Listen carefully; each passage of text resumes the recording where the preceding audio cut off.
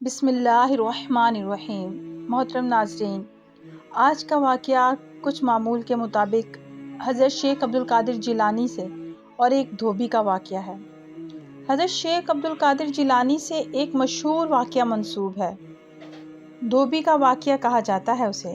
یہ واقعہ آپ کی کرامات میں سے ایک کرامت ہے۔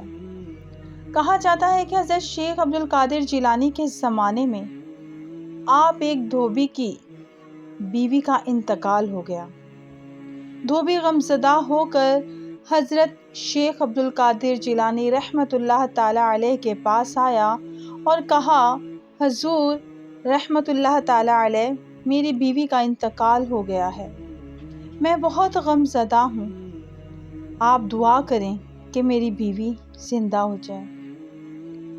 حضرت شیخ عبدالقادر جیلانی رحمۃ اللہ تعالی علیہ نے فرمایا، تم اپنی بیوی کو غسل دو اور اسے کفن پہنا دو، پھر میرے پاس لے آؤ۔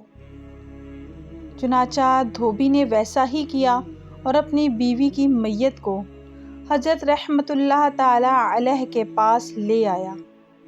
حضرت شیخ عبدالقادر جیلانی رحمۃ اللہ تعالی علیہ نے اس میت کے پاس جا کر دعا کی اور اللہ تعالیٰ سے عرض کیا، اے اللہ، اگر یہ عورت نیک ہے اور تیرے مقرب بندوں میں سے ہے تو اسے زندگی عطا فرما دے۔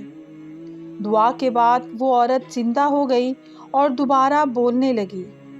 یہ واقعہ حضرت شیخ عبدالقادر جیلانی رحمۃ اللہ تعالی علیہ کی کرامات میں سے ایک کرامات ہے، اور اللہ تعالیٰ کے ولیوں کی دعائیں قبول ہوتی ہیں۔ اللہ تعالیٰ کے ولیوں کی دعا کی طاقت کو ظاہر کرتا ہے کہ اللہ تعالیٰ اپنے ولیوں کو یہ طاقت عطا کی ہے کہ وہ جو دعا کریں وہ مقبول ہو جاتی ہے۔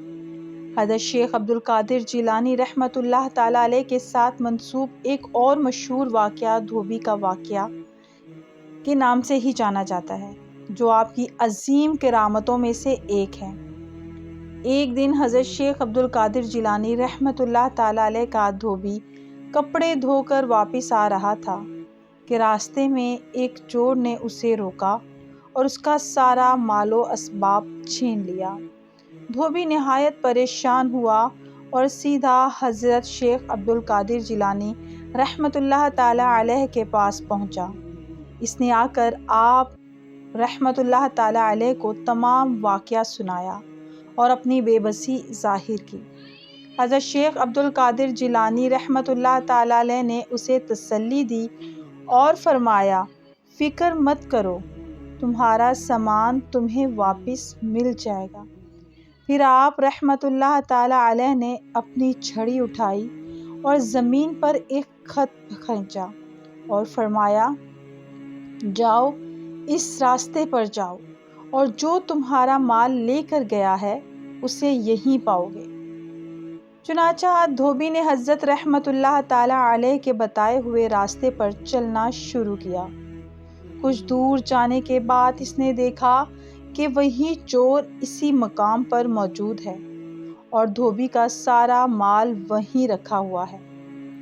چور نہایت خوفزدہ نظر آیا اور دھوبی کو دیکھتے ہی اس سے معافی مانگی اور اس کا سارا سامان واپس کر دیا۔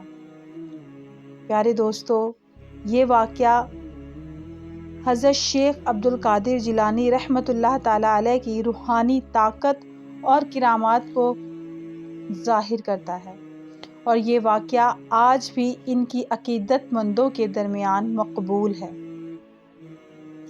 اللہ تعالیٰ کے نیک بندے جس کے بھی حق میں دعا کریں وہ دعائیں مقبول ہو جاتی ہیں۔ اللہ تعالیٰ کے نیک بندوں کے وسیلے سے اگر ہم اللہ تعالیٰ سے دعا مانگیں تو ہماری دعائیں مقبول ہو جاتی ہیں۔